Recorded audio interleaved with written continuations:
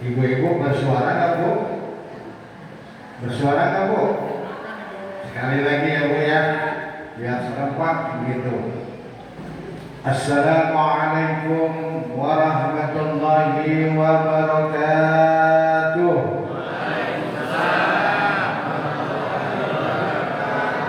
Enak jadi dengarnya, enak ya Bu ya. Kedengaran kompak begitu. Bismillah, alhamdulillah, wassalatu wassalamu ala rasulillah Sayyidina wa maulana Muhammad ibn Abdullah wa ala alihi wa ashabihi wa man walah. Subhanakallahumma la ilma lana illa ma 'allamtana innaka antal alimul hakim wa tub 'alaina innaka antat tawwabur rahim.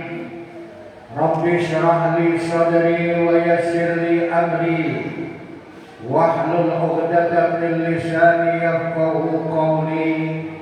Allahumma iftah lana bi futuhil arifin.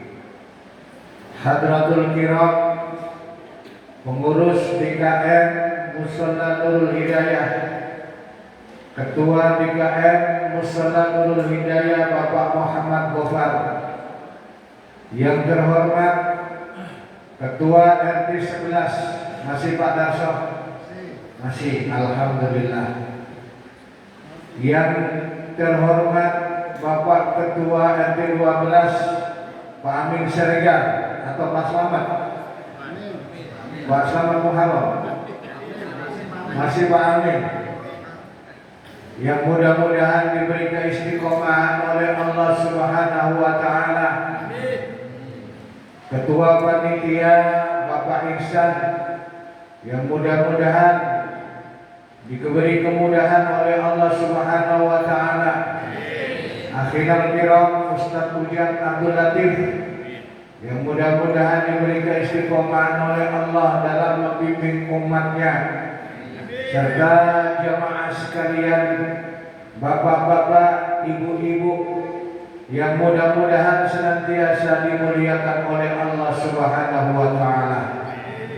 Alhamdulillah, pada sore hari ini kita bisa kembali berkumpul di dalam masjid, di dalam musola. Masjid juga musola ya Pak ya. Di dalam masjid atau musola Nurul Hidayah, dalam rangka melaksanakan gerakan santunan anak yatim. Mudah-mudahan apa yang bapak-bapak laksanakan, yang ibu-ibu laksanakan, diterima oleh Allah Subhanahu wa Ta'ala dan dijadikan sebagai amalan yang nanti memperberat timbangan kebaikan kita kelak di yaumul qiyamah.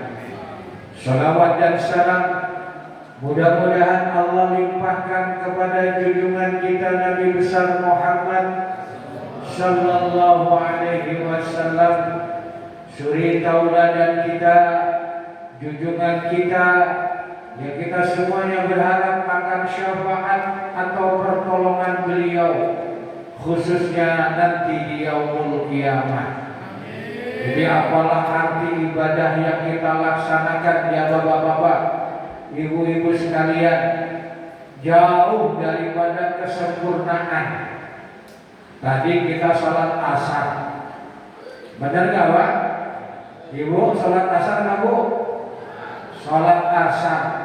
Setelah takbir, pikiran kemana Bu? Pikiran lari kemana Bu? Lari kemana-mana, mikirin paket, mikirin COD, mikirin apapun.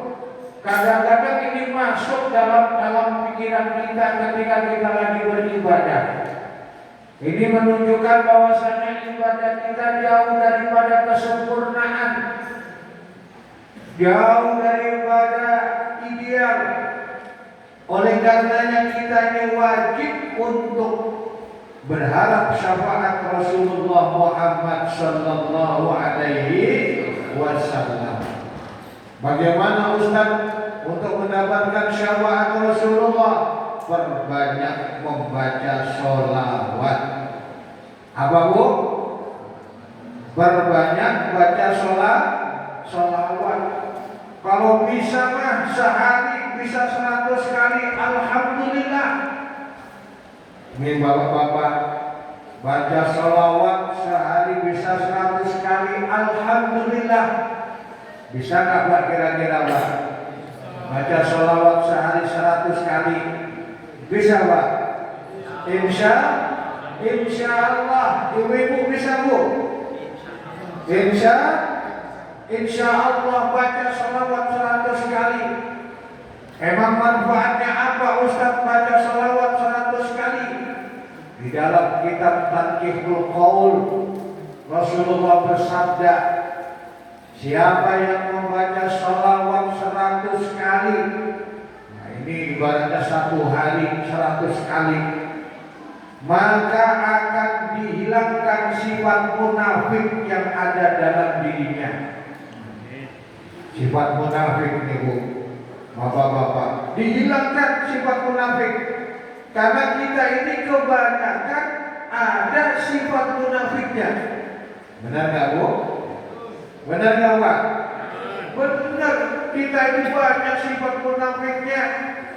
Kadang-kadang kita suka posting apa yang kita laksanakan. Pagi-pagi sudah pengajian, nah, diposting di medsos dulu. Sore ada pengajian lagi. Kemudian malam ada pengajian lagi, diposting di media sosial. Untuk apa? Untuk menunjukkan diri kita kalau kita suka pengajian. Dan walaupun begitu ada sifat munafik yang ada dalam diri kita. Apa sifat munafik? Agar dipuji oleh orang. Makanya kalau kita membaca sholawat 100 kali kata Rasulullah akan dihilangkan sifat munafik dalam diri kita. Yang kedua akan dibebaskan dari api neraka. Pagi-pagi baca sholawat 100 kali, tiba-tiba sore tanpa tahu dipanggil oleh Allah. Ada yang tahu di sini kapan kita dipanggil oleh Allah? Ada tahu Ibu? Ada yang tahu nggak Pak? Gak ada yang tahu kapan dipanggil oleh Allah, sore dipanggil oleh Allah. Maka ketika kita membaca sholawat 100 kali akan dibebaskan dari api neraka. Insya Allah. Yang ketiga kata Rasul akan dikumpulkan dengan orang-orang yang mati syahid. Nah Bu, manfaatnya ini. Bisa ya Bu ya, diamalkan ya Bu ya. Ya Bu. Bisa nggak Bu? Diamalkan baca sholawat 100 kali agar kita dapat syafaat Rasulullah. Bisa nggak Pak? Insya Allah. Baca sholawat yang banyak kalau ingin mendapatkan syafaat Rasulullah. Karena apalah arti ibadah yang kita lakukan kalau kita tidak banyak baca sholawat kepada baginda Rasulullah Muhammad sallallahu alaihi wasallam.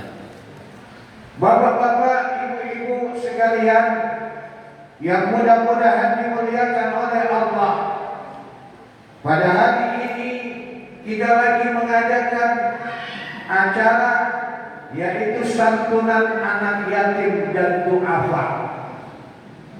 Kenapa Ustaz ada du'afanya? Du'afanya itu untuk mengcover anak yatim yang sudah usia balik. Jadi du'afa ini untuk anak yatim yang sudah usia balik. Karena itu sudah bukan anak yatim lagi. Anak yatim itu apa? Anak yatim itu anak yang ditinggal mati bapaknya ketika belum usia balik. Itu anak yatim. Jadi kalau sudah usia balik bukan anak yatim lagi. Makanya ada du'afanya. Kalau nggak ada du'afanya bahayanya kepanitiaan. Karena ngumpulin harta untuk anak yatim tiba-tiba diberikan kepada anak yang ditinggal mati bapaknya sudah SMP. Bahaya ini, karena dia sudah bukan anak yatim. Kemudian dikasihkan kepada anak yang sudah SMA, itu bukan anak yatim. Makanya plus doa agar untuk mengkanter daripada anak yatim yang sudah usia balik. Jelas, Bu? Kenapa kita mengadakan santunan anak yatim? Ini tidak lain dan tidak bukan adalah sebab peristiwa di tanggal 10 Muharram terjadi pembantaian yang dilakukan oleh tentara Yazid bin Muawiyah kepada cucu baginda Rasulullah namanya Husain. Jadi ketika Husain mau ke Kufah, di padang Karbala dibantai oleh tentara Yazid bin Muawiyah, dibunuh, kepalanya dipenggal, kepalanya dipenggal, dibawa ke Damaskus, sehingga pada tanggal 10 Muharram menyisakan anak-anak yatim dan janda-janda, sehingga oleh ulama Ahlus Sunnah wal Jamaah ini diperingati sebagai hari raya anak yatim. Sebenarnya dalam agama maka ada hari raya anak yatim, tapi ketika ada peristiwa yang sungguh sangat dasar, di mana cucu Rasulullah, cucu Nabi kita Nabi Muhammad Sallallahu Alaihi Wasallam dibunuh di padang Karbala oleh tentara Yazid bin Muawiyah. Inilah yang menginspirasi ulama-ulama Ahlus Sunnah untuk mengadakan sebenarnya tepat tanggal 10 Muharram untuk dijadikan sebagaimana hari raya anak yatim. Tepatnya tanggal 10 Muharram. Karena kita itu udah hidup di dunia modern ya Pak ya, di perkotaan, di komplek sangat sibuk banyak orangnya, hingga mungkin agak mundur ya Pak ya. Tapi mundurnya walaupun mundur tidak sampai lewat di bulan Muharram. Kenapa kita mengadakan hari raya anak yatim, santunan anak yatim? Karena ingin memperingati kematian Sayyidina Husain bin Ali yang dibantai oleh tentara Yazid bin Muawiyah. Inilah yang menjadi cikal bakal gerakan kaum Ahlus Sunnah wal Jamaah untuk memperingati hal tersebut, sebagai hari tersebut itu sebagai hari berkabung. Karena banyak janda dan anak yatim yang ditinggalkan ketika terjadi peristiwa tersebut. Lantas bagaimana kita sebagai umat Islam? Kita sebagai umat Islam harusnya kita memperingati, karena bagaimanapun juga itu adalah cucu Nabi, karena bagaimana juga itu adalah mutiara Nabi. Kata Nabi, Hasan dan Husain adalah pemuda jannah, pemuda surga. Bagaimanapun juga itu adalah cucu Nabi yang harus kita cintai, yang harus kita sayangi. Sehingga kita mengadakan ini semuanya tidak lain dan tidak bukan adalah untuk memperingati kematian beliau. Maka bapak-bapak, ibu-ibu kalau ditanya, kamu dari mana? Dari Musala Nurul Hidayah. Lagi ngapain? Lagi santunan anak yatim.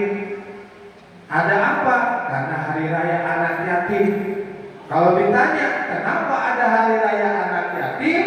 Karena tanggal 10 Muharram terjadi peristiwa yang sangat mengerikan, yaitu dibantainya cucu Rasulullah namanya Husain oleh tentara Yazid bin Muawiyah, sehingga meninggalkan janda-janda dan anak yatim.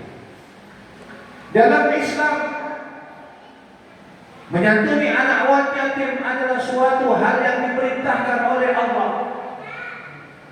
Wa'budullaha wa la tusyriku bihi syai'an wa bil walidaini ihsana wa bizil qurba wal yatama.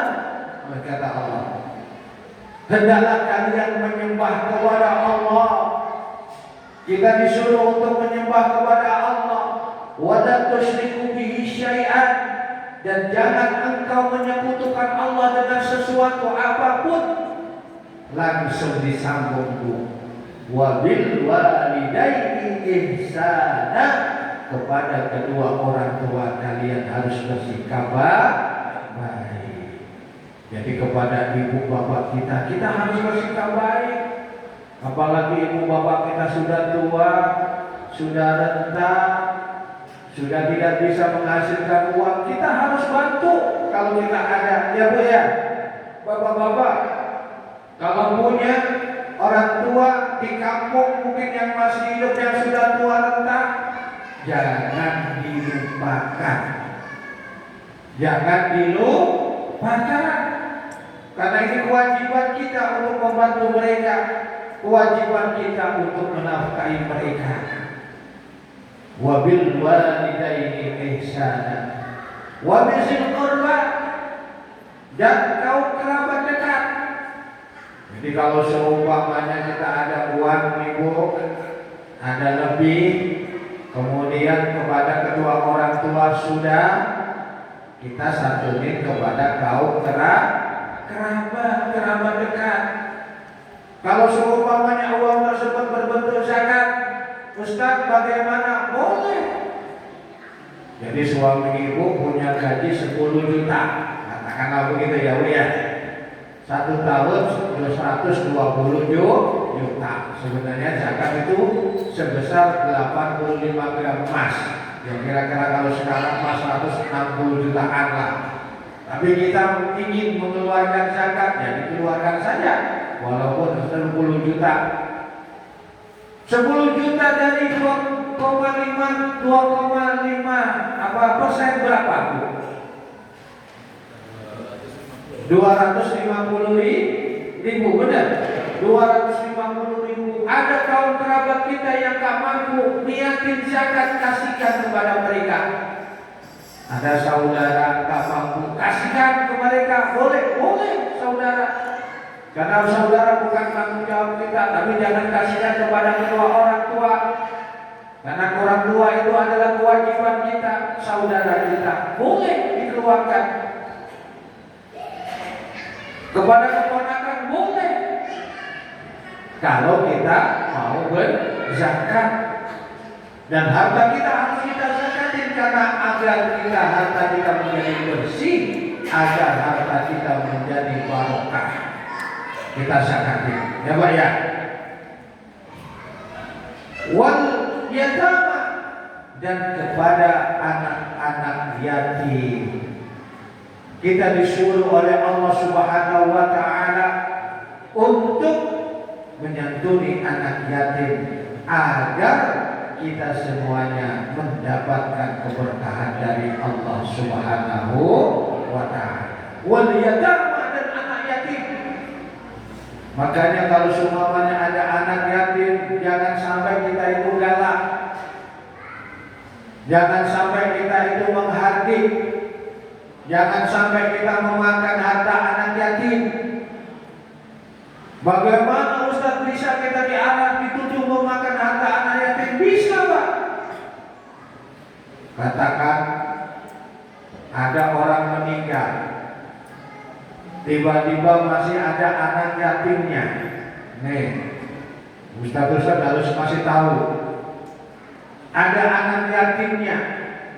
Kemudian sahibul hajat menyediakan minuman, menyediakan makanan ketika malam takziah, malam 1 hari sampai 7 hari. Kalau itu diambil daripada harta orang tuanya yang meninggal, maka sama saja kita memakan harta anak yatim. Sama saja kita menghardik anak yatim. Di dalam surah An-Nisa itu jelas, alladzina ya'kuluna amwalal yatama Innama yaquluna fi butunihim nara wa sayaslawna sa'ira. Sesungguhnya orang-orang yang memakan harta anak yatim, tidaklah dia memakan harta kecuali memakan bara api neraka. Oh, jadi kalau seumpamanya ada orang meninggal, dilihat bu, kalau ada anak yatimnya, tetangganya harus gerak cepat.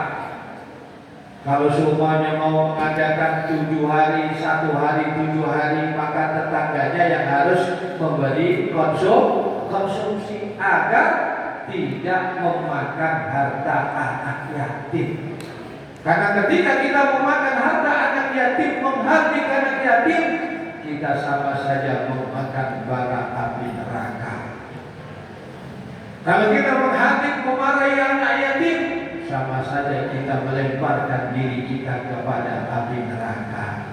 Fa'amman yatima fala taqhar.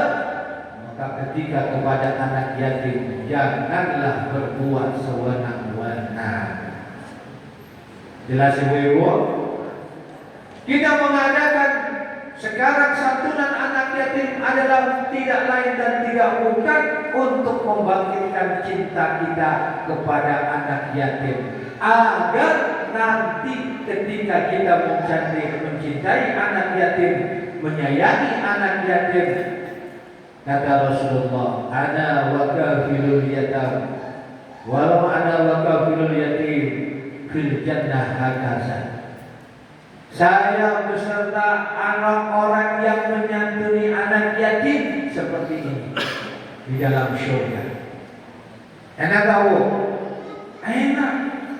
Ketika kita masuk ke dalam surga bersama baginda Rasulullah Muhammad sallallahu alaihi wasallam, sebab ketika kita di dunia kita menyayangi anak yatim.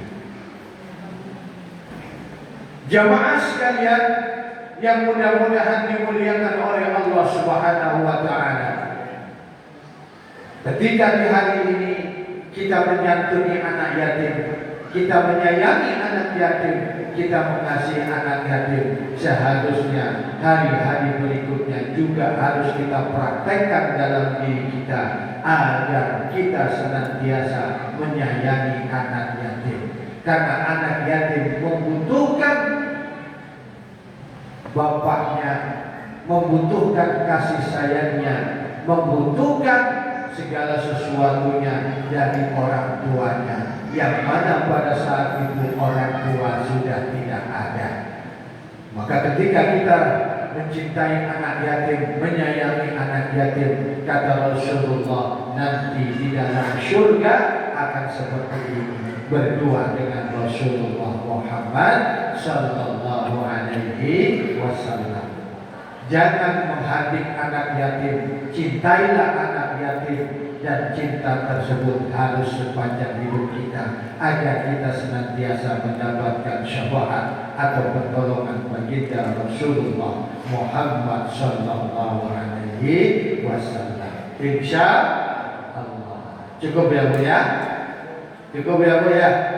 Bapak-bapak cukup ya? Karena waktu sudah beranjak malam, maka mudah-mudahan dengan lewat ceramah yang sedikit ini kita senantiasa diberi keberkahan oleh Allah Subhanahu wa taala. Adanakum wa iyyakum ajma'in ihdinas siratal mustaqim. Subhanakallahumma wa bihamdika asyhadu an la ilaha illa anta astaghfiruka wa atubu ilaik. Wassalamu alaikum warahmatullahi wabarakatuh.